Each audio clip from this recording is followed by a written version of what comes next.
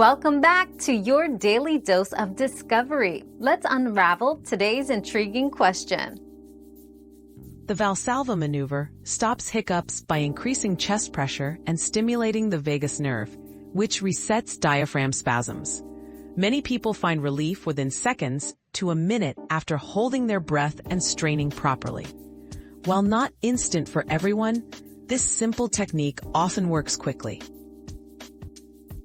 We've quenched today's curiosity, but there's always more to learn. Keep the curiosity alive by subscribing and joining us for our next adventure.